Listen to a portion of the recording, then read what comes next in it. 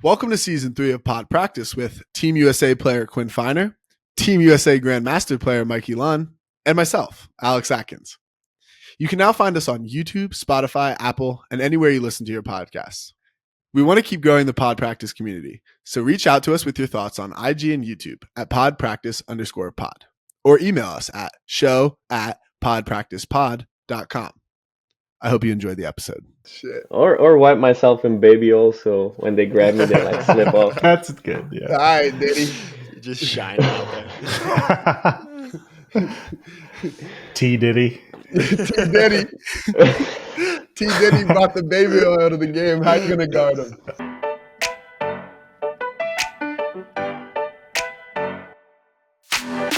Welcome, practice players.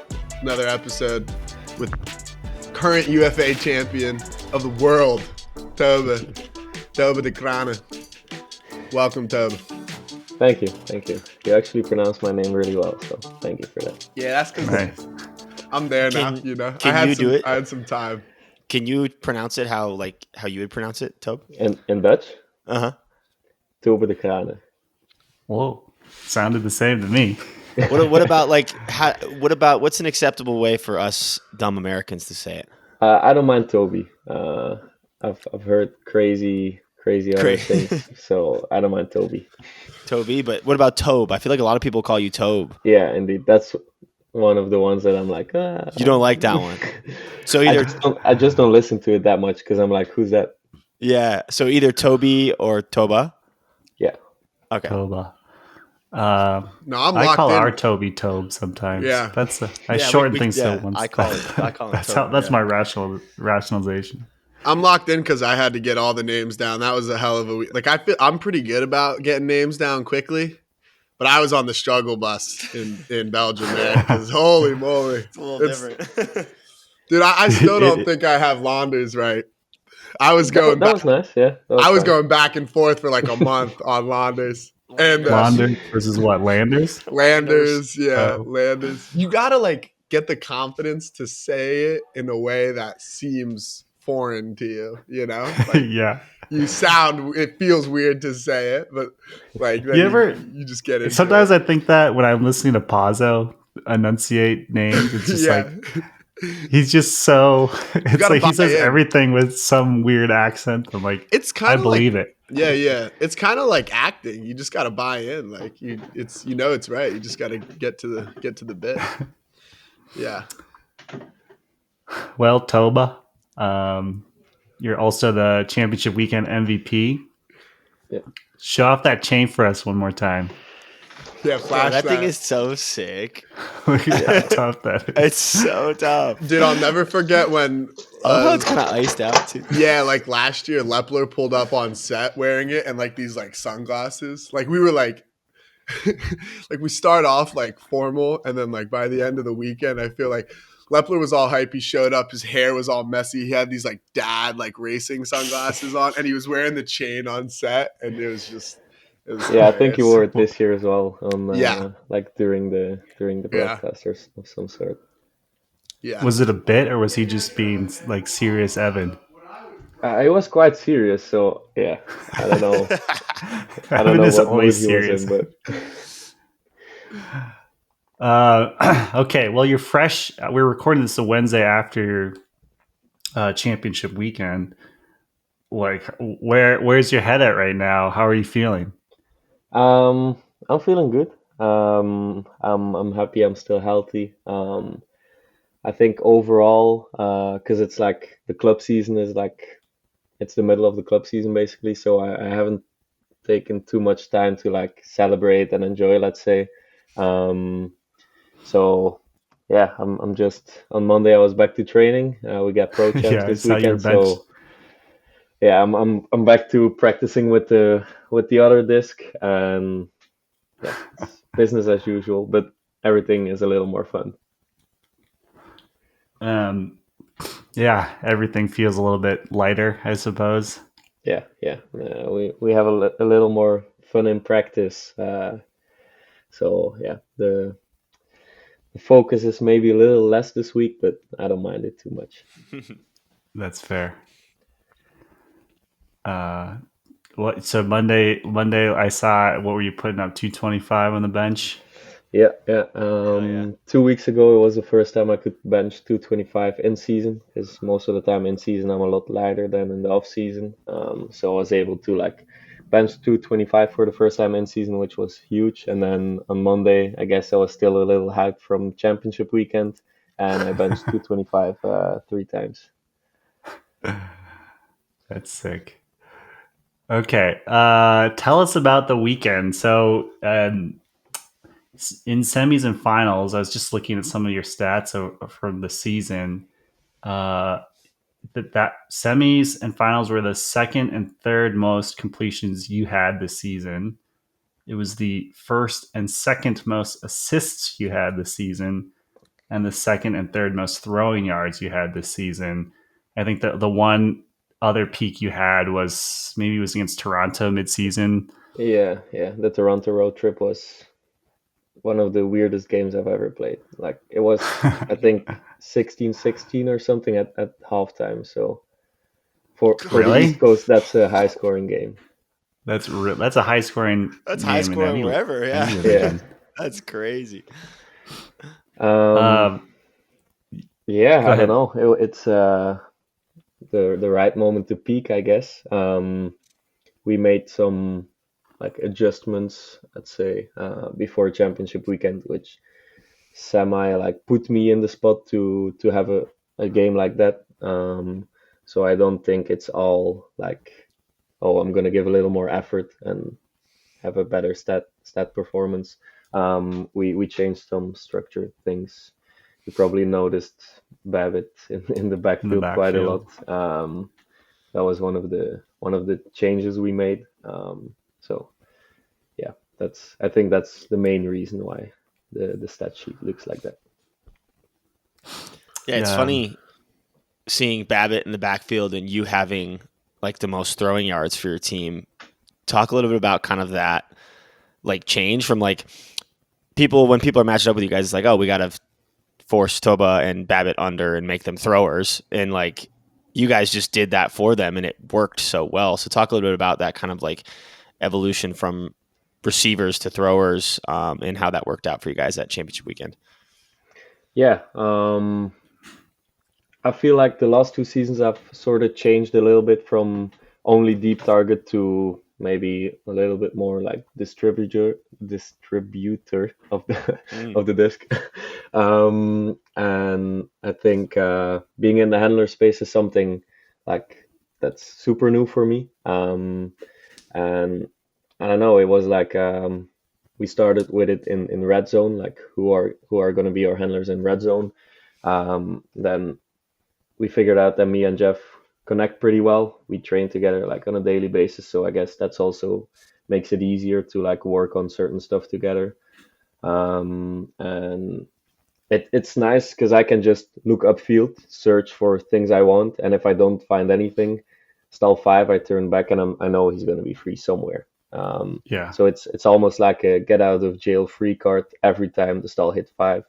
I'm just turning around and he's free right away.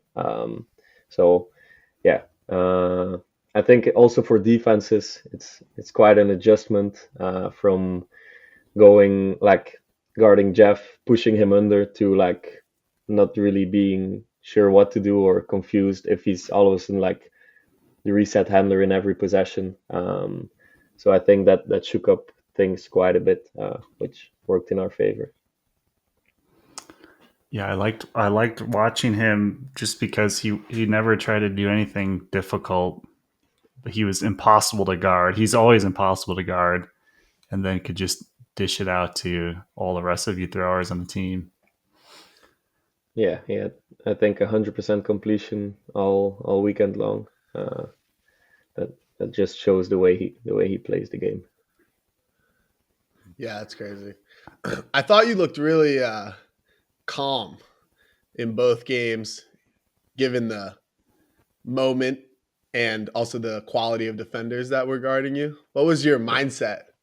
How did you feel going into the games and during the games? Like, what were you telling yourself and what was going through your head? Yeah, it's nice that a lot of people notice it. I've had some DMs about it as well. So I guess it kind of paid off. I worked a lot with my mental performance coach. Quick shout out, Gabe Franklin. He worked with the Empire as well for a couple of seasons.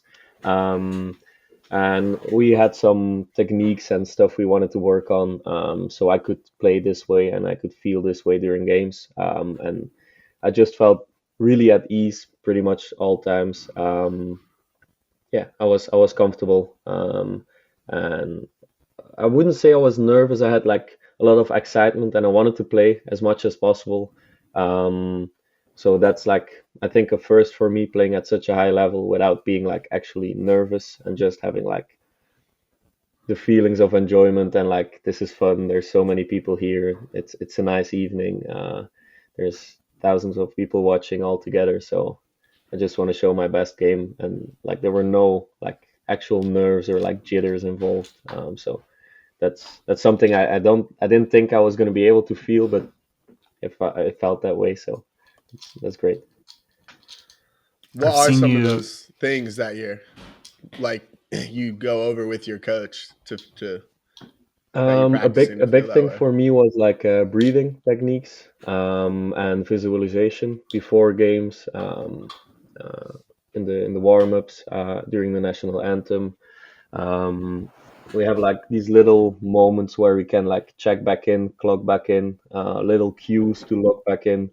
If you're like, I don't know, like being a little less focused than usual because of the crowd or because somebody's heckling you from the from the stands. So yeah, I think all these small things adding up together was like basically the reason why I was calm overall. That's awesome. You're leaving no stone unturned, Yep.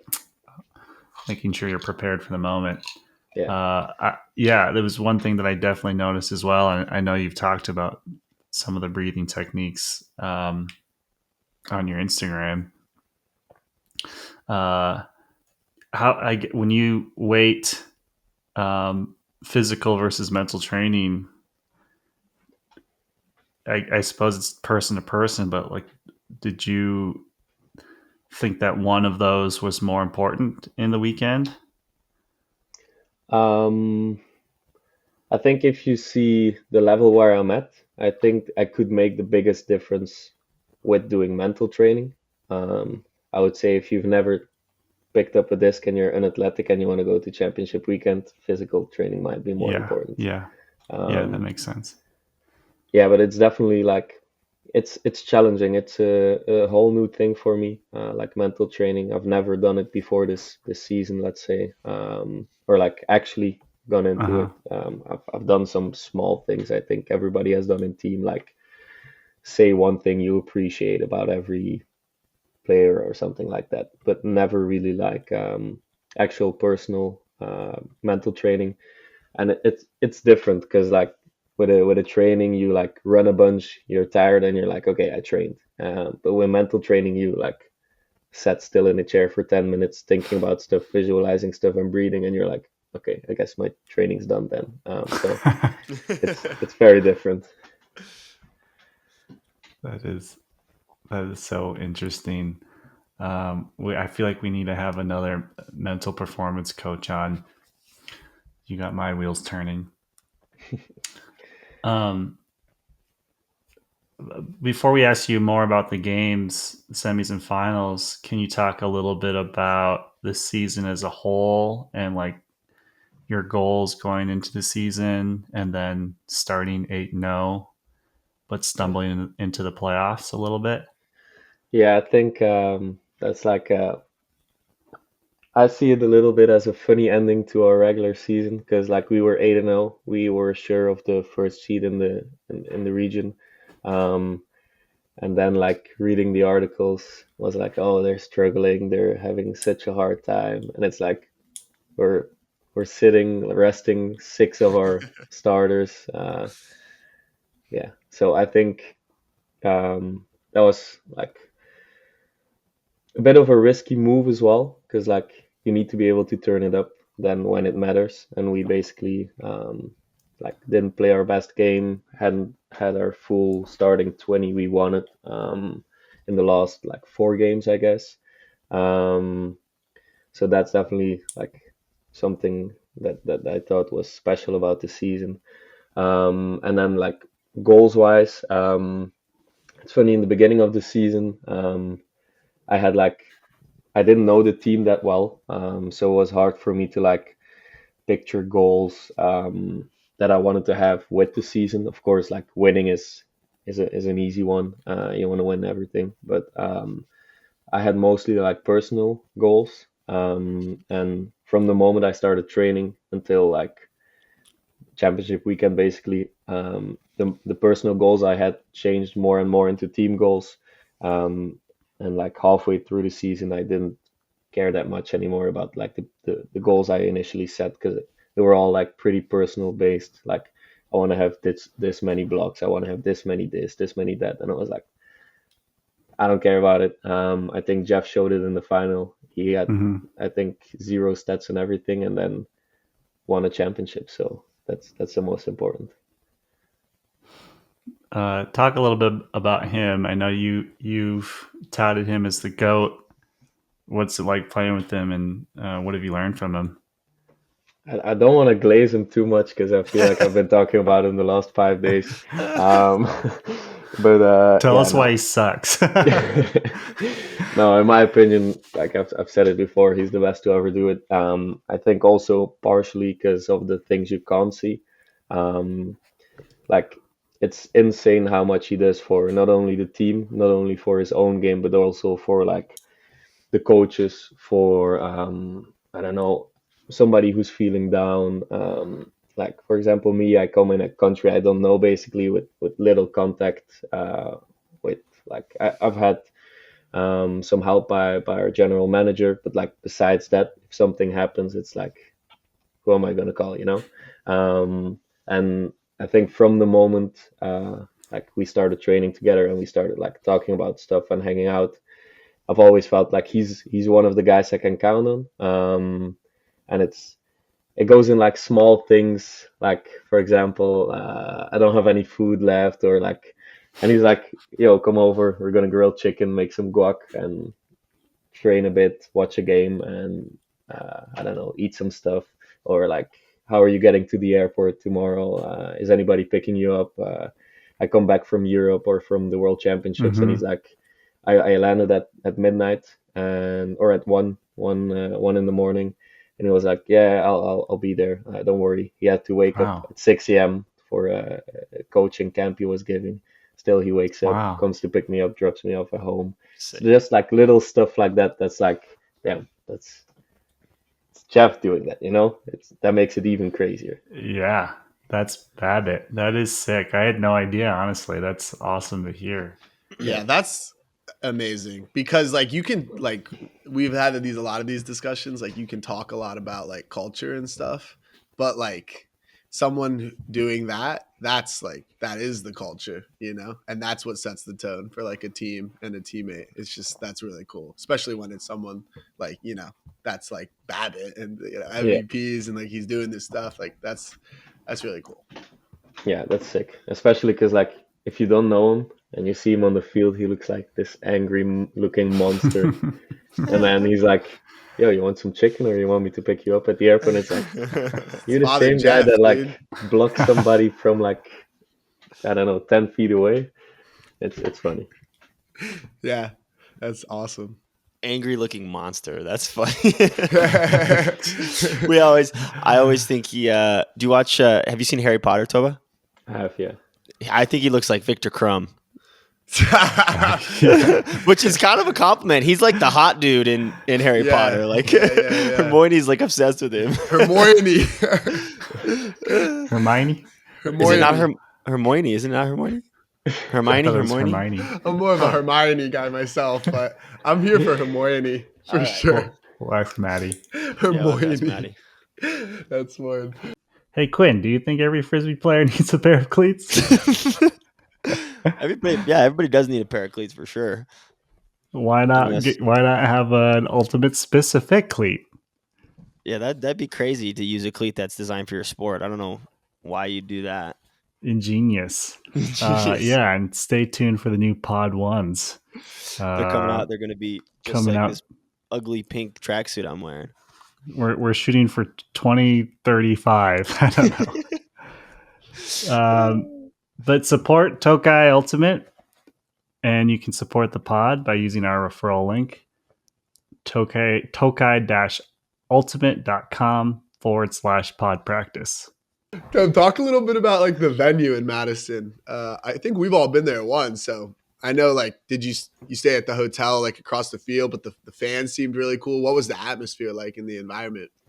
Yeah, it was super sick. It was the first time I was there, obviously, and I didn't actually know anything about it. I wanted to know as little about it as possible to have some surprises.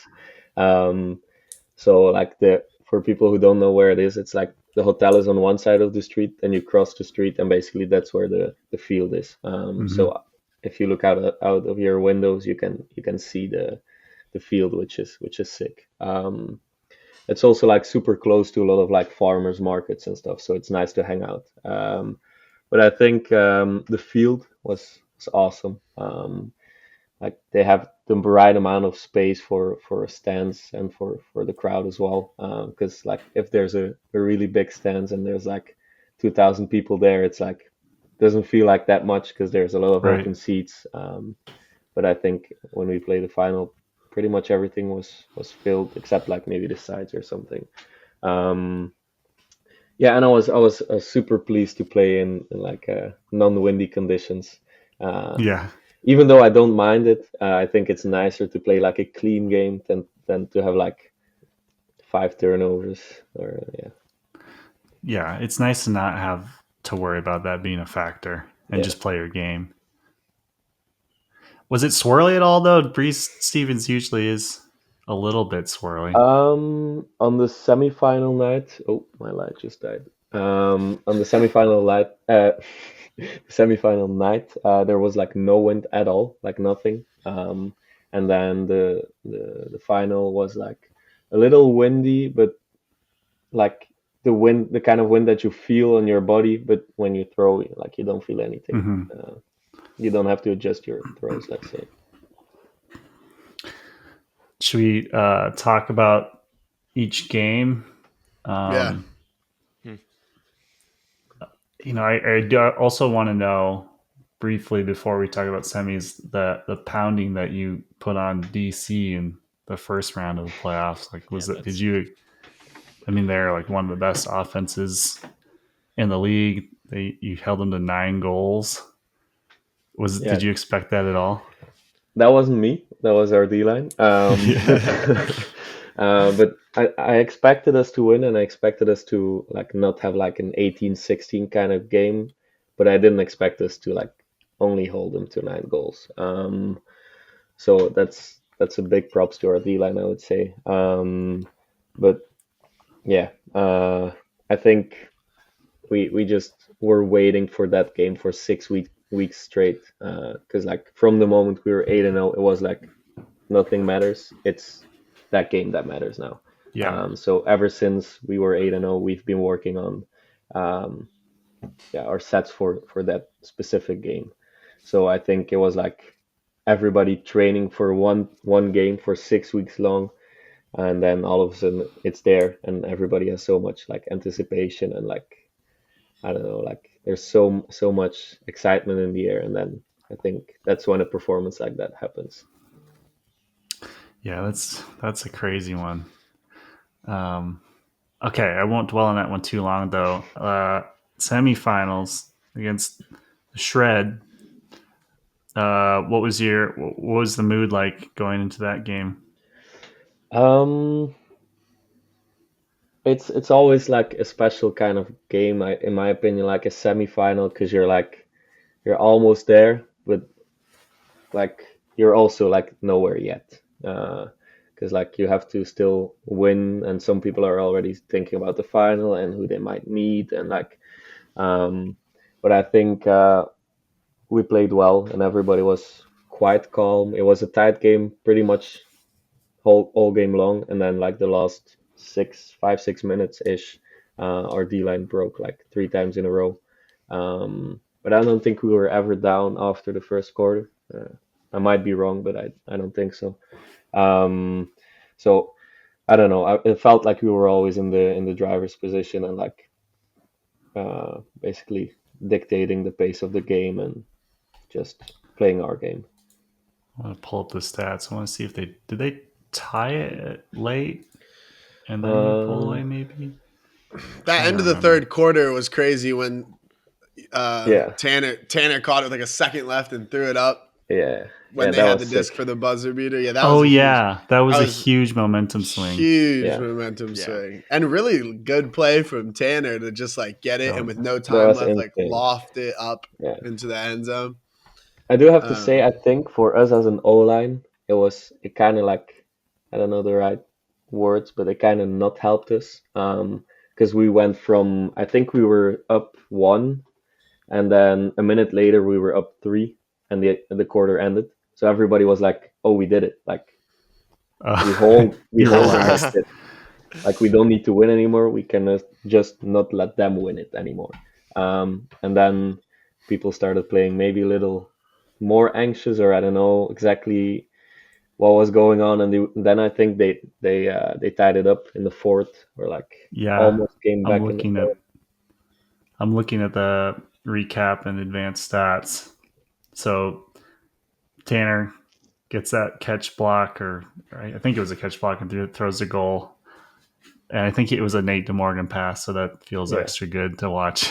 And then why does that feel extra good to watch? Is there some beef that I don't know about? Nate's he's a young kid, so he's got time, but I wouldn't say the nicest person that we've played against. Okay, got it. I also bitter because he plays for Carleton and Mama Bird lost to them in finals. Oh, okay. Yeah, like he beats a lot of people and he's not like nice about it. So I guess some people are upset about it. We're jealous. It's jealous. Yeah, I think so. Jealousy is a good way to explain it. He's a great player though. So they break you twice to start the fourth. Damn. So 17-14 going to the fourth, and then all of a sudden 17-16. Do you remember what you were feeling in that moment, receiving? Receiving up 17-16.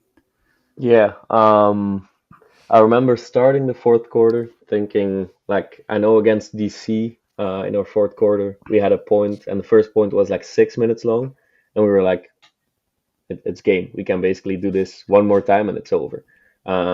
So I remember thinking, like, we can do something similar, just hold the ball for like 6 minutes, score, and then we're up 4 with 6 minutes left. That's game over.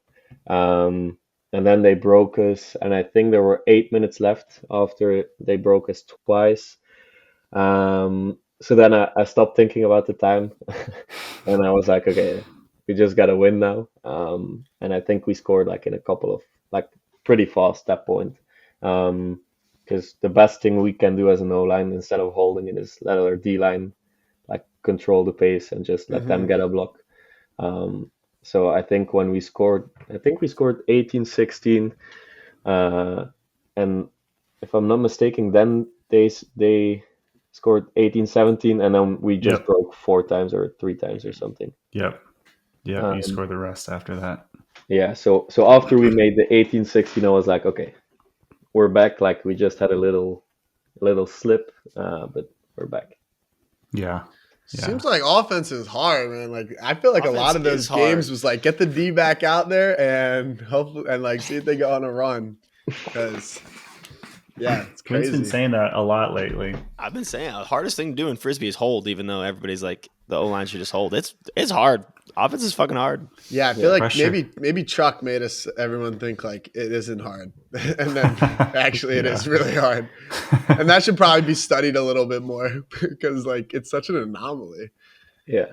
And then you score after trying your best for a couple of minutes and everybody's like, oh, fine, you did your job. Okay, we did it.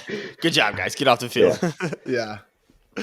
Talk about the shred and like if there was any stylistic differences that you noticed just from teams that you traditionally play to like a West Coast team, is there any like big differences you noticed in their play, in their defense, and their offense? I think for me it was the first time I played an out of division team like ever in the UFA. Oh, Um, and like obviously there's the stereotypes about the West, like they hook it so much, hmm um, which I thought was fine for our game plan. We have a quite tall line, yeah, you and guys so are huge. I was hyped about them hooking it a lot. Yeah. And then like the first 2 quarters, they like hooked it twice, and I was like, What's that's going on? weird. And then after that, they started hooking a lot. So, but yeah, it was. They play super fast. I don't know. I've never seen any of these teams play in real life, so on film it always looks a little different, in my opinion. hmm And for some reason, I thought they were gonna play a little slower, but at some moments it felt like they were playing like DC pace, Yeah, man. which is like, damn, we gotta run. um, Yeah. so yeah, that was definitely something I didn't expect from them. Yeah, I mean, when they get the disc on the brake side, they just like to shoot it up the brake side as fast as they can. Yeah. It's hard to catch up on that wide field sometimes. What about like physicality? Was that any different for the Shred specifically? I know they're a super physical team. When we play them, they body the shit out of us. I've heard that Boston, you guys are also a very physical team, so I'm kind of curious how that felt on the field. I think it was overall a pretty physical game, but not like dirty-ish, Yeah. apart from some plays. Um, but I Yeah. think we try to use our upper body, just like place it in the way they want to go, and like bump them basically. And I had the feeling like they were more of like a team that like to play with arms. I had a couple of times going deep, and I was running, and my one arm just stays behind because somebody's holding it, and I'm like, Oh yeah. damn, that's Oh yeah. that's different than I've expected, than I've ever experienced. So yeah, it was weird sometimes that they like use their arms that much, but hmm I didn't mind it too much, to be honest. There was one deep shot that I think I could have caught if he didn't grab me, but it's whatever. So you don't like turn around and like yell at the guy. That's not your style. No, like in UFA, it doesn't have any effect because like there's refs, so you can't even. I might like flop next time, but You did hit a Yeah. flop. You hit a flop in one of the games. Now I remember. I hit a couple. You hit a I have flop to be honest. on the mark or something near the end zone. You hit a flop, a good That's flop. I have to get my yards in. I have to get my You yards have in. to. You have to. Yeah, we That's got to so start funny. working on like those like hand swipes. Just as soon as you Yeah. start running deep, just Yeah. smacking shit. Or wipe myself in baby oil, so when they grab me, they like slip off. That's good. All Yeah. right, Diddy. Just shining out there. T Diddy. T Diddy. T Diddy brought the baby oil to the game. How you gonna guard him? Yeah, that's lit. That's hype. Should we move to the Minnesota game, or Yeah, I guess man, to the wrap un- up the to un- wrap up the Shred game? Like, what's your mental focus like after you were the first semi, right? So Chalky milk. you're watching the other semi. Are you actively watching? Or are you just preparing your body for the next day? I went to a Mediterranean grill and drank some chocolate milk, so I didn't like watch too much of it. I came back for the fourth quarter, so I saw some stuff. But I feel like if you're watching it in the stands, like it's unnecessary pressure, and like, I don't need to be there. So yeah, I think the main thought I had after the semifinal was basically like I've been working 6 to 8 years for this moment, so it's just so much time going into like preparation for this one game. So I might as well play well. uh, so Might that as was well. that was my main thought. Okay. So, finals, you're playing Minnesota. Stylistically, a little bit different than than the shred for sure. Um, Tell us about that game. Like, it was sort of back and forth a little bit. Like, are you until the second half? Like, what are you? How would you describe the first two quarters? Um, yeah, so first of all, for them, I feel like you never know which Minnesota you're gonna get, because I've seen a lot of their games prior to championship weekend, and it's like some games they look like one of the best teams, other games they look Mm-hmm. pretty bad, and then they beat Chicago, so it's like they must have something that makes them really good that I'm missing or something. But yeah, obviously they played well. It felt a little bit like a game of runs, because like we went on a run in the second quarter, if I'm not mistaken, like four breaks in a row. Uh, it might have been in the third quarter. I'm not too sure. And That was then a third, yeah. oh yeah. Yeah. So I think in the beginning it was quite even. I think it was 11-11 at halftime. Um, so it's like Yeah. I think both teams were like all gas, no breaks. And then yeah, our D line took over in the third quarter, which is nice for an O line. I think they scored their first point of the second half, like with 4 seconds left or something in the third quarter. So that's Yeah, nice I for think us. that's what I'm seeing, or less than a minute left for Yeah, sure.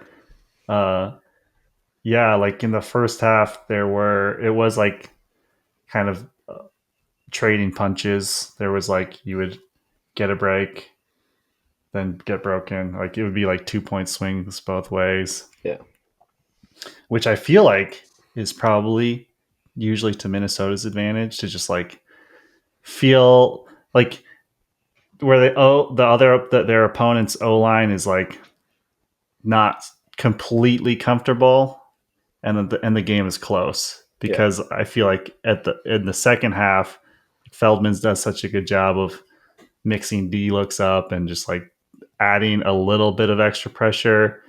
Um, and like they do have some big playmakers. So if it comes down to like a last minute play, yeah, they can get big. Like Burnett can get a big block, or uh, Raider can do classic Raider things.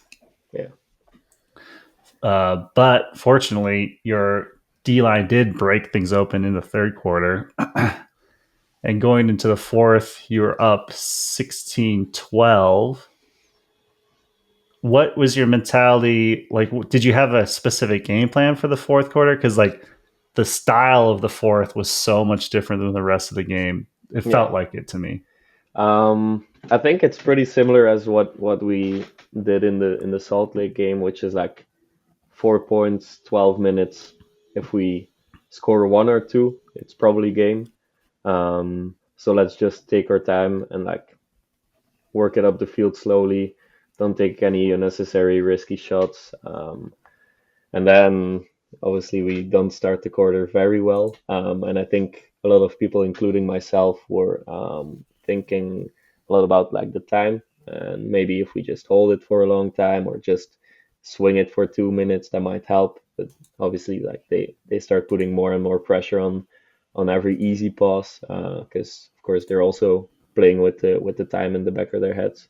Um, yeah, I think same thing goes for both games. We should have played the fourth quarter like any other quarter, but yeah, in the end, I think it's fine. A win is a win. I think it's interesting too. You guys, the O line hadn't really been on the field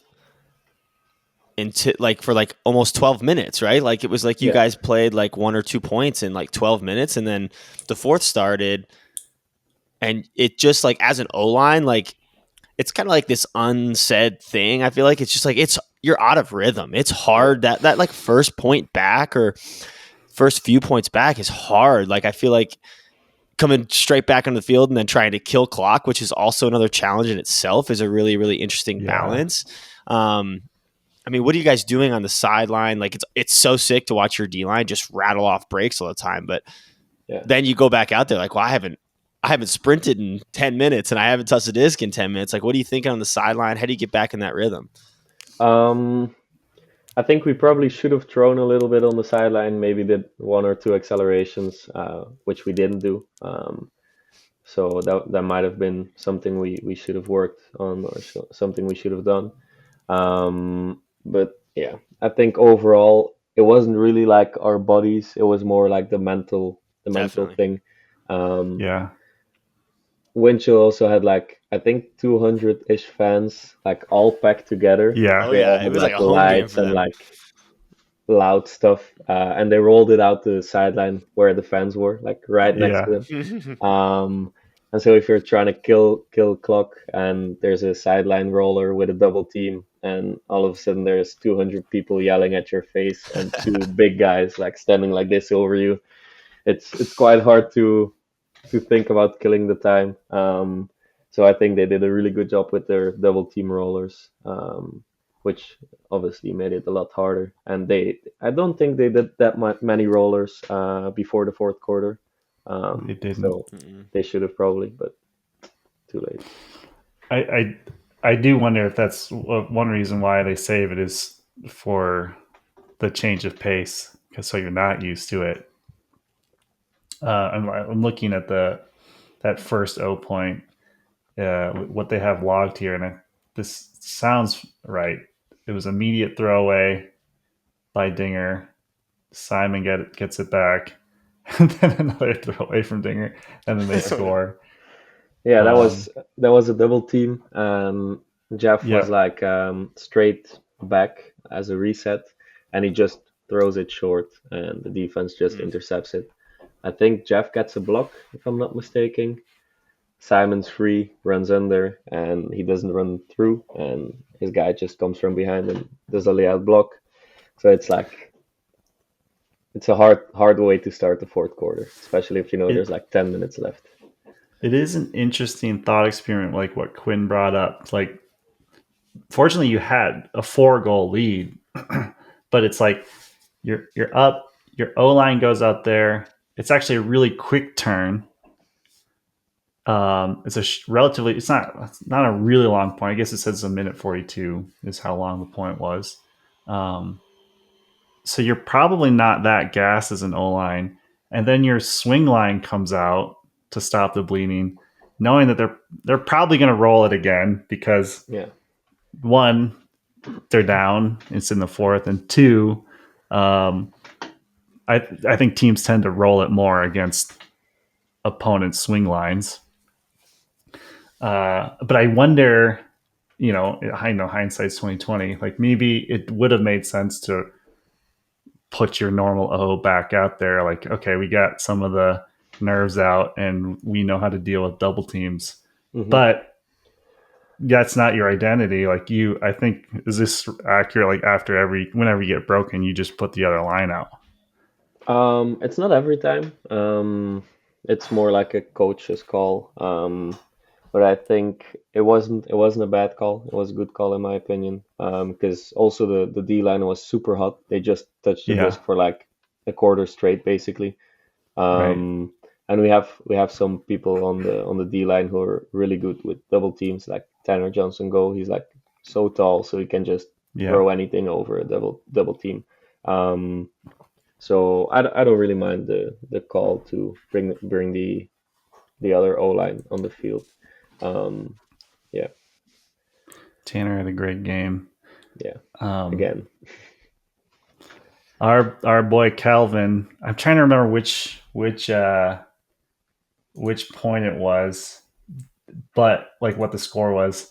He has it literally on the goal line, and then turns over that push pass, a little scoopy dishy backhand that he throws. uh, Do you remember that one? I don't remember it, but it's possible. I think it was probably I think it was that second O point of the quarter. Now I'm that one looking was through. super late on the end zone. Um, The end zone one was super, super late. like his turn. Mhm. Oh, like it was the last. Oh, okay. It was like I think it was potentially to give to like if basically if you score that one, the game is over because that would, I think, put you up. Right, a game is never over against Minnesota, though. That's the thing. That's true. That game, they got to deal with the devil, dude. I can't believe how many Yeah, times watching that game I thought it was over, and then you were like, Oh my god. Yeah, there were like six turns in the last minute or something. it was unreal. And then they'd be like on the end zone and they couldn't score, and you're like, well, that was their chance. And then you guys would turn it over again. You'd be like, didn't it feel like, from our perspective, I think it felt like the pressure was getting to everybody. for sure. Yeah, You're like every moments turn, away. I think every turn that got thrown or dropped was like the 1 out of 100 that these guys would drop. Like Peter Boert, for example, he gets the easiest pass like this and he just clap catch drops like a little blade. It's like he would never drop that. So Albert had one where he was wide open. Yeah, but I don't think he had touched the disc in a quarter and a half. That's what I'm saying, man. Yeah. It's like so different. Over here at Pod Practice, we are excited to announce that we are partnering with Greatest Bag to provide you with all of your ultimate bag needs. If you're looking to get a new ultimate bag, head on over to greatestbag.com. And if you use code PodPractice10, you will receive 10% off your purchase. Okay. So you win. Like, what are the feelings like immediately? I don't know. I still don't have any words for it. Basically, it's such a weird feeling. It's like you've worked towards this one thing the whole time, and then all of a sudden, like, you have it, and it's like, okay, what should I feel now, or like, what's next, or what should happen? So I was just super happy and like relieved that we won the game. But I don't know. I didn't have many like special feelings. It was insane, obviously, but I wasn't like, I don't know, completely. I'm still at a loss for words a little bit, but like it's just awesome to win, and I didn't really know what to do or what to say after the final. Maybe question for the group here, because we've talked about the feelings of winning and losing that last game a lot. How important do all of you feel winning the last game finals is in terms of like what's most important in what you do?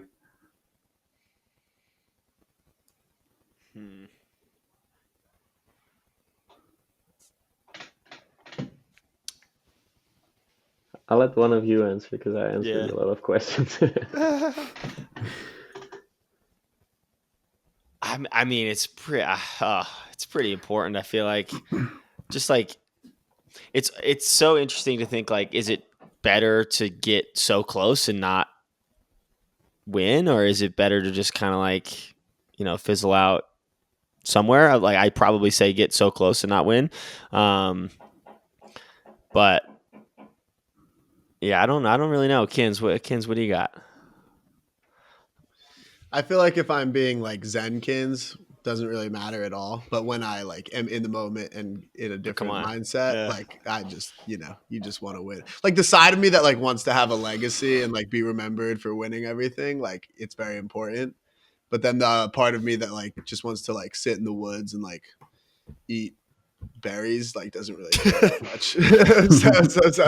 so it depends what mindset I'm in. Like if you catch me on the field, like I'm devastated. Like I was depressed after we lost to Saka at Elite Select. So like if you catch me there, like it's very important. But like sitting here right now, like sometimes it doesn't necessarily feel like, because even hearing Tobe talk, like it kind of reminds me of like, sometimes after you win, it can just be like, it feels good, but also it's like all that work that you put in, like that was like the really, it's like super cliche, but it's like that's what was really important. Like just the fact that you like did something every day and it's so rewarding and it feels so good to like grind every day to try to be really good at something that like, when you win, it feels nice because it like validates that, but you still did all that. It doesn't change like all the work that you were putting in. So Toba, what do you think your mental performance coach might say? Probably something with breathing. Um, no, I think it's like I've had some time to think about it now while you guys talk. But for me, the feeling I had was maybe like instead of like exactly like Ken says, like there's so much pressure and there's like it's always like building on to something next to like win this one thing.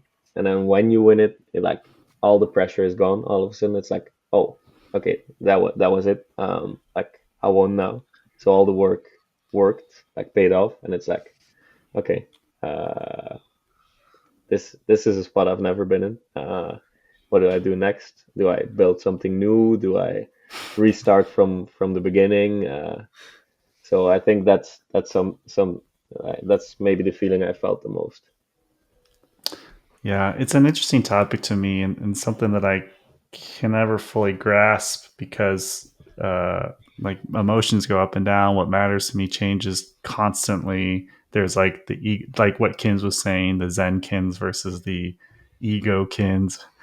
Um, like it doesn't change who you are and all the work you put in. It's like kind of a manufactured thing, an illusion that it means something, but it's also the most important thing. Like you want to have that, I'm looking at some of my championship plaques in my office. Like I clearly like displaying them.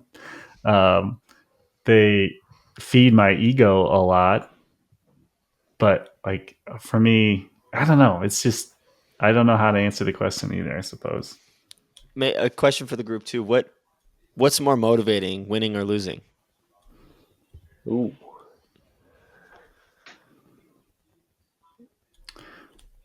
That's a tough one. For me, after we won in 2022, that was the most motivating thing for me.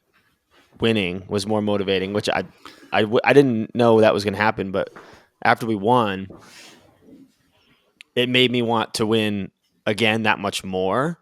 And maybe that's just because you lose more than you win. I think that's just kind of generally for athletes, you lose more than you win, unless you play for Fury or something like that. But for me, like after we won, I wanted to win again so bad. I want to win again so bad that was way more motivating than losing. Losing just it maybe I'm a loser because it just felt like status quo, like I'm back at it, like we got to get back to it. But like winning was just like so different that it made me want to chase it again. It is true. That feeling, now that you mention it, that feeling of winning, there's nothing like it. It is addicting for sure. I think it's also like dependent on like how important it is for you personally. Like if there's a game you're like almost certain you're gonna win and you're like you put everything into it and then you lose. I think that's for me personally, I've had that, and then that's more motivating for me than a game you win and you're like for example, the win against DC wasn't really like, oh, this is like so motivating. Let's work really hard because I knew we were gonna win that game. Uh, and like if you think you're gonna lose something and then you win, it might be like crazy motivating. So it's like Yeah. I think like expectations versus what actually happens is a big thing for that. That's a good point. Yeah, it is a good point. For me, maybe it's partly because of my age and because I'm in my 40s and I've won some, I've lost a lot. Like at this point, it neither will change my day to day. Like Toba, I just following you, I know like you're gonna train. I feel like you prepare the same whether you win or lose. So Yeah. from like a day to day standpoint, maybe that kind of helps soften the blow of losing at times, just because like I really want to win, but it's not going to change anything for me. I think for me personally, it changes the way I feel when I work out, or when I do stuff, but it doesn't change the things I do. Like I have my Yeah. schedule that I'm gonna follow regardless. Yeah. So like I might as well like it just depends whether I'm gonna smile while doing squats or cry while doing squats. That's a good Instagram reel idea. It's like you're smiling while you're doing one, and then like you're crying while you're doing it, and it's like black and white, and there's like a sad song. All right, we'll see that on Toba's funny, next man. reel. Who knows? Anything else on UFA stuff? I don't have anything I wanted to mention though. I'm curious. Like there's so many different like things like championships in the sport because you got UFA and then you got club and then different world stuff. Whether it's You were World just in clubs or finals of U24. U24s, like what? And you were talking a little bit about like expectations and stuff. Like, what is there one in particular that like you really feel that you focus on wanting? Like, what if any is like something that would mean the most to you, or what do you put at the top of like those different championships? That's a difficult question. I feel like it's kind of like the season is scheduled in that way that you can like you have a lot of time to focus. Like January to basically now is like UFA focused, and then like June-ish to November is super club focused.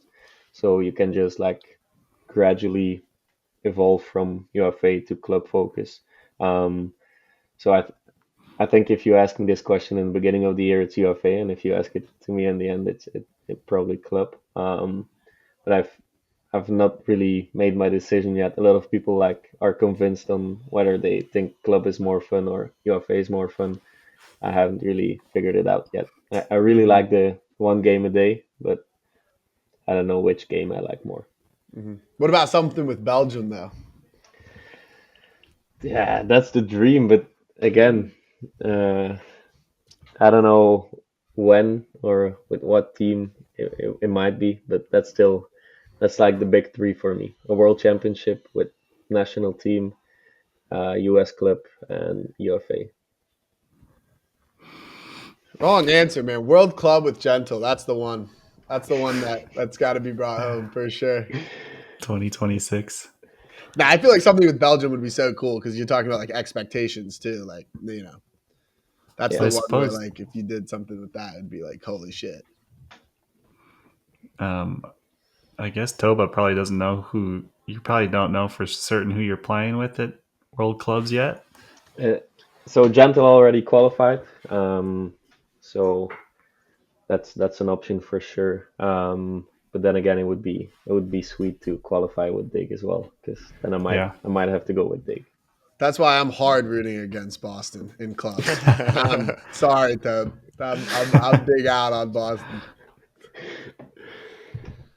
Just don't break my legs in like the pre-quarter of next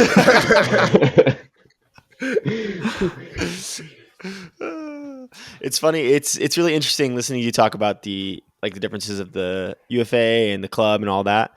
I feel like if you talk to any elite frisbee player, like or most elite frisbee players, they're going to say they value the club championship more. I do think that's like starting to change quite a bit, but it's interesting hearing your perspective on the UFA versus club. I'm also curious about how Dig and Glory kind of scheduled their seasons. I know you guys have a very, very strong connection between the club team and the UFA team. And this is something that we think about a lot, and I think all teams think about a lot, just how to kind of schedule the seasons out. Can you talk a little bit about how the coaches and the team have that crossover? Yeah, so I think it was like almost a requirement for Dig to be on Glory. So if you play Dig, you almost certainly had to be on Glory. There are a couple of exceptions. But I think during the UFA season, all the practices we had is basically like the whole Dig roster together with some extra people who are also on the Glory roster.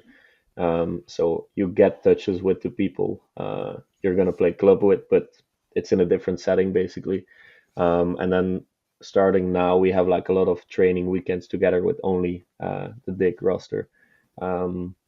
We haven't really had we played US Open without a single club practice.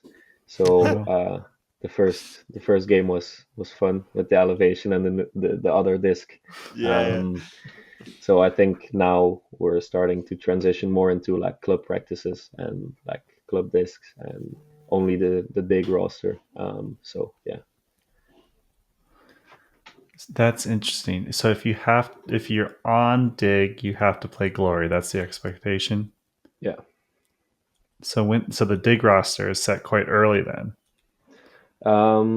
I think there are, like, as I've said, there are like a couple exceptions. But like I would say 95% of the dig Yeah. roster is set before the UFA season. Are you concerned at all about load on your body? Like right now, Just playing so much. not too much to be honest. It's been like I feel like for some reason the season this year, the UFA season has been harder, like, or more intense than the last one.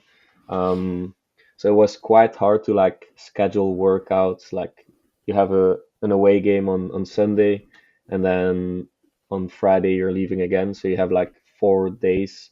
On Monday you want to like recover a little bit. On Thursday you want to taper for the Friday game. So you basically have like Tuesday and Wednesday that you can do something. So it's like sometimes it feels like you don't have enough time to do enough, like training besides playing. But I think overall it's fine. It's not that big a deal. I think the one game a day helps. Like if every UFA game was a tournament, it would have been a different story. What about is Glory practicing every single week, or do they take some weeks off depending on the game schedule? We practice a lot less than I would like. Me and Jeff have been big advocates for this. I think we started, like, I had my first practice like 3 weeks into being here, and I think I had 2 practices before the UFA season started. And then like I think the first half we had like 1 or 2 practices in the first 6 weeks, and then towards like the division final, we like ramped it up and practiced a lot. Like I think we had like 3 practice weekends and like a lot of Thursdays that we would practice. But the problem is we have like people living, like a big part lives in Portland, Maine, which is like 2.5 hours away. So like during the week, it's quite hard to ask the commitment of these guys to come like to Boston or to meet in the middle or something. Right. So it's a hard balance to get everybody at the same place at the same time. We definitely have the same struggles here, so it's interesting to hear what the best team is doing. Y'all should move to a small country, Belgium, for example. I might move to Europe next year. I'm thinking about it. Damn. If I can make it work. You should come to Ghent. It's a fun city. You might not be stoked to hear then that I'm actually going to be at EUCF to help Mooncatchers. Oh, of course. Another one on the pickup roster. PA texted me, so I can text you too if you want. Well, you could have. Right now. I'm committed. Yeah, we don't even go to EUCF. Ken's fucked it up. That's right. So. That's right. Yeah, I was looking at the European rankings right before we jumped on. Yeah. Just missed out. I let the team down, man. I have some Tobe trivia, but what else should we ask? What else do we want to talk about beforehand? Kins, you know his family a little bit. Yeah, that's what I was thinking about. Like, are the 3 Decraenes, like, are you guys winning the 3v3 mini family tournament in the world? Like, who's taking you guys on? Of course. You know? What a question. I mean, I do know that. I was thinking about it, though. There are 3 Grossbergs that really? There are 3 of them? There's 3 of them, so that could be a good game. I know there's 3 Ings too. I don't think one of them plays, but that's still a strong squad. Oh, 2 Ings in the body. Yeah, get that other Ing out of there. Dude, if you get that guy playing some defense, like, we don't know how athletic he is, but if he can just move around a bit. Yeah, think that's it's pretty Actually, though, athletic. Yeah. then they could just play 2v2 on offense. yeah. I think we might be able to win it. Yeah, I think so too. Probably. Nah, There's the yeah. Jorgensen brothers. They could. Oh, Oh. shit. That's actually They'd be tough to really, guard for sure. They're probably a little smaller. that's a really good trio. Yeah, dude. That You need to get the Jorgensens versus the Decranes on And the the books. Grossbergs. I want the And the Grossbergs Grossbergs. there And the too. Grossbergs. how old's the youngest Grossberg? Got to be super young. Nah, he's like older in high school. Oh, really? Okay. Yeah. It's probably like similar to our ages. We're like 23, 22, and 19. Yeah. Is Launders the youngest one? No, the Stop. oldest one. He's the oldest one. Who's Yeah. the youngest? Stuff is he's just out of high school. How's his game? Who does he have potential to surpass you? Do you think? Surpass me? No, he can be good though. But he played on the U24 team as well. So that was nice to play with the three of us. And he impressed me, to be honest. He was quite a lot better than I thought he was gonna be. Yeah, I don't know though, but he's getting better, dude. He's on the up and up. Yeah. He was skying some people at elite Yep. and getting good reps at a young age. Yeah, we'll see. We'll see. Will he be the superstar of the next cycle He might be. if he works hard? Yeah. All right. Some Hold on, Tobe trivia. I think one of my earbuds are gonna die. So can I just quickly switch to non-earbuds? Yeah. Are you a skinny little Try Brian Nevison's Ultimate Mobility membership. He offers resources like seasonal programming, an Ultimate Mobility program, training fundamentals, warm-up and cool-down recovery routines, pain troubleshooting, and he does weekly check-ins with all of his members. If you're interested, you can support the pod by using our referral link, which will be in the description below. Toba trivia. Who threw the most passes to you in the regular season? Oof. I like this. This is good. Oh, damn. I thought this was gonna be easier than it is. Hold on. Breathe, Toba.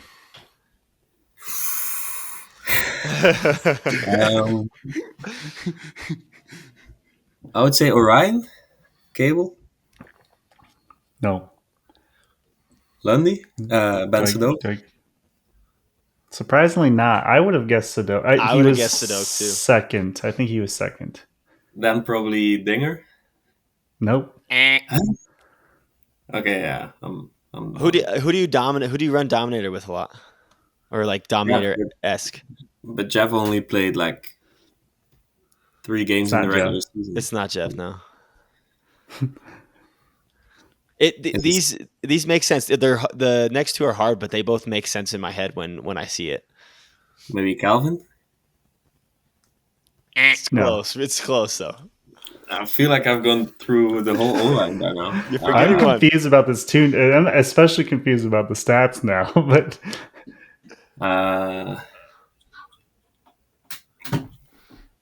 maybe Nat Dick. All right, it's Simon. Oh, Right, it makes sense. So you guys are always in that like front three. I feel like. yeah, Mhm. yeah. He's good. He's good in the red zone.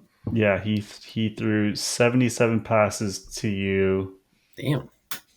I think this also includes your first playoff game against the Breeze. If that helps you answer the next question, which is, who did you throw the most passes to? And this did surprise me actually quite a bit. Is it still regular season? Yeah, same game set. So regular season, and I guess the August 9th game against the Breeze, which I think was your playoff game against them. Yeah, it was August 9th. Yeah.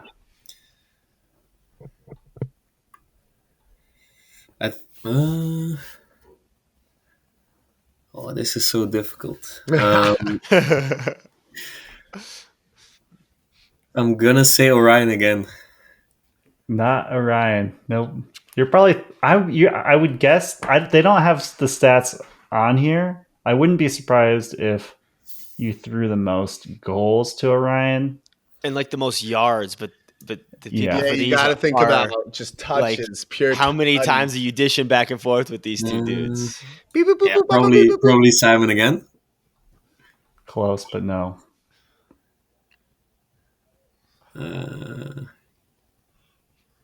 I have no idea. Similar players for you guys. You said them already. Calvin? Yeah. Calvin. Yeah. You three in the front are just like throwing 10 passes to each other every 2 seconds. Ding, ding, ding, ding. Yeah. Calvin surprised me because I didn't think he played as much O with you. But it says I think he played like 9 games on O-line, maybe 10. on O line. Mm-hmm. Okay. He well apparently he threw 65 passes to him. He threw 61 passes to Simon. And then it goes Orion and Jeff are next in line. Yeah. Okay. I mean, Calvin's always free, so that makes Yeah. it easy as well. Mm-hmm. He is. He's a really easy target. Yeah. How many total scores did you have at U24 Worlds? That's assists plus goals. Damn. Wait, This so is kind of an insane number. 8 games, I think. I think 9 games. 9 games minus the final because I didn't do anything there. So 8 games. Gotta be like 200. No, I would say like 55, Close. Lower. Close. 51. Yeah, It was yeah. 51, yeah. He had 35 assists and 16 goals. Soph was next in wait. That's not I was gonna say Soph was next in total, but I don't know how actually. He He probably was is. most in total per game, but not in total. Yeah. Was your total score, was that 51 total more or less than what Don had in 2023?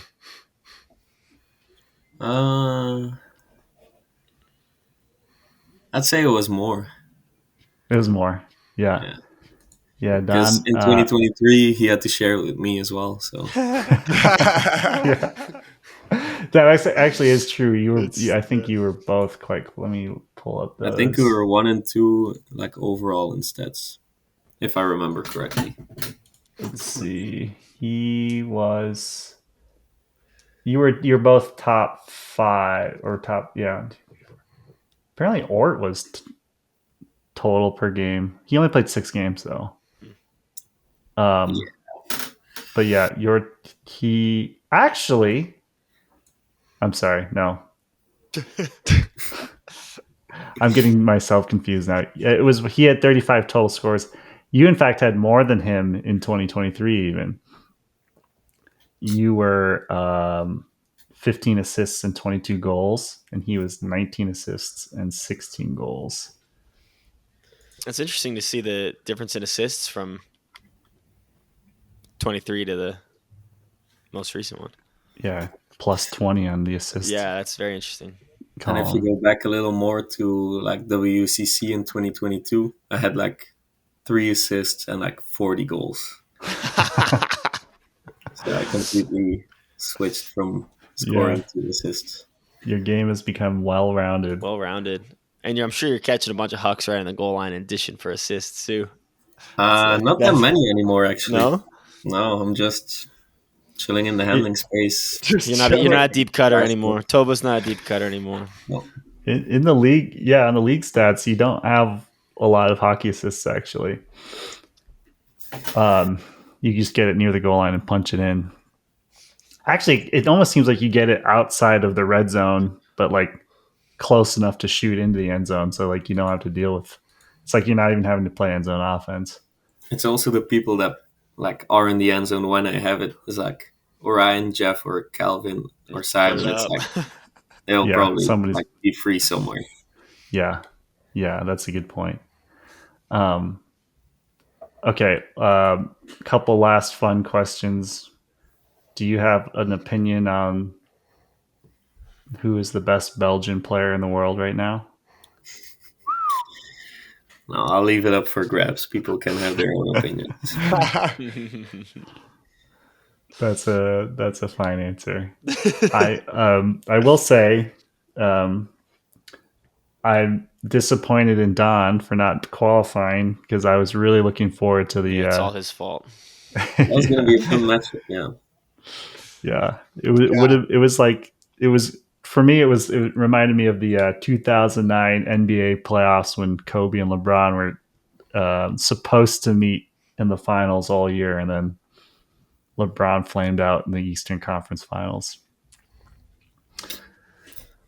I suppose you're the. I have no recollection of the NBA at that time. Yeah, I mean, were you how old? How old were you at that time? Like 6. 6. Yeah. All right, sick. Well, thanks so much for being here, Toba. And Thank you guys. yeah, awesome. A lot of great insight, and congrats again. Maybe Flash. Do you have the trophy with you too, or just the? No, the trophy already like partially broke, sadly. Hell yeah. That's sick. We showered with it and no. Incredible. Yeah, flash us the chain one more time. Yeah. Let's see that thing one more time. Yeah, thumbnail. Yeah. Yeah. That thing is sick, bro. Yeah. That's awesome. Has some diamonds on it as well. Yeah, it's iced T. Diddy, out, wow. man. T. Diddy. Yeah. T. Diddy. All right. Okay. Thanks again. T. Diddy Congrats. making spinny. Yeah, congrats, though, man. Yeah. Peace. Peace out.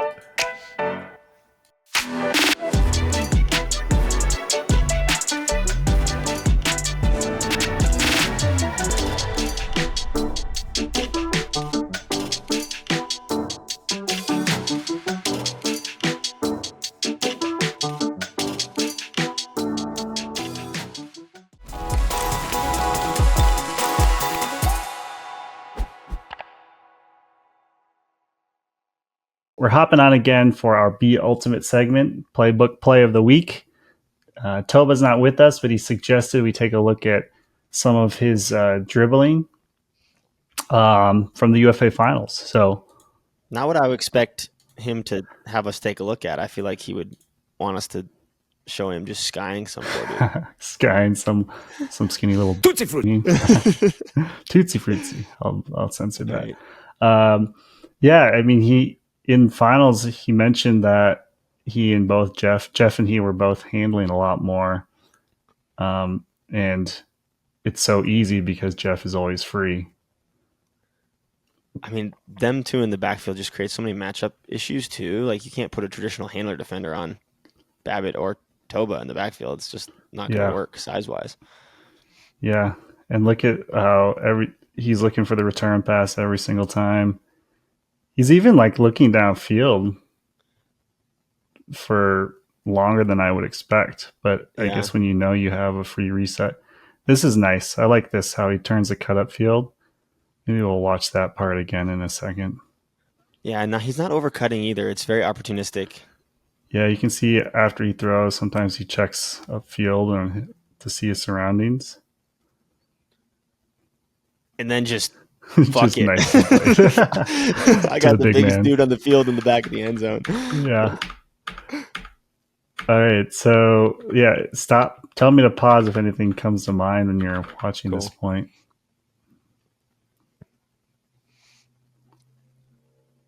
So he starts downfield. They just run a quick flood for him, though. They don't get it to him. Yeah. And he's just looking to get involved right away.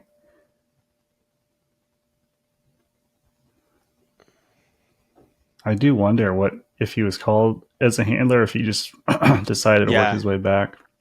I mean, he just waits for he doesn't clear, so it must be. It's like he's just waiting for his opportunity to get involved. It's not like he's making a cut and then clearing.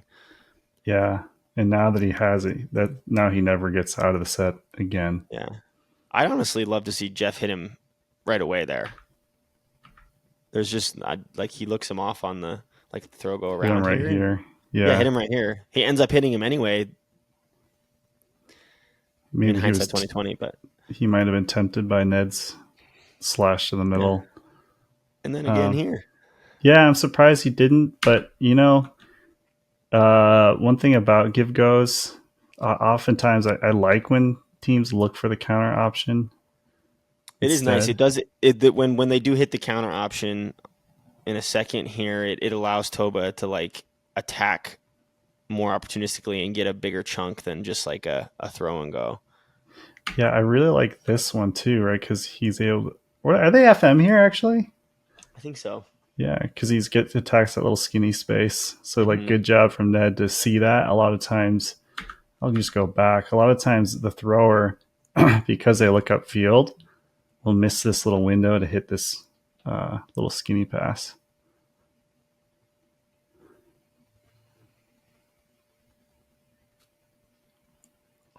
Real patient, and you can see he's like kind of waiting to see how to split that double team or that roll.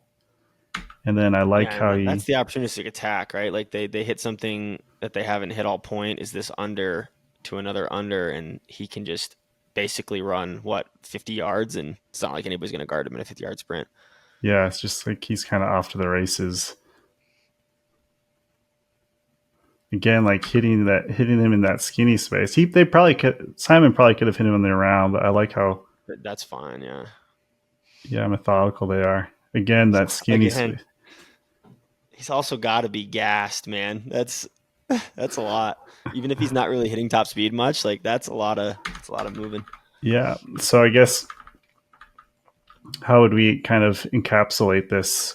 He's just staying connected, man. Like it's a huge problem with like a lot of offenses is the handlers and the cutters get disconnected. And I think like with Toba playing the way he is here they're constantly connected. They constantly have something they could hit downfield. They don't always do it, but there's never a point where the downfield is out of the screen from the handlers. They're not too deep. They're not disconnected because Toba's constantly like chiseling up and through the defense. I really like the way you phrase that. Yeah, he's like the connecting piece. Yeah. It's almost like they're like running a hex and he's the middle, but it's not quite, but like that's like essentially like they're just staying like, connected. He's attacking aggressively after he throws, but he's not if he doesn't get it, he's not overcutting right away. He's being patient. All right, there you have it. The Ultimate Playbook play of the week. Brought to you by Pod Practice. Tobe Decraene.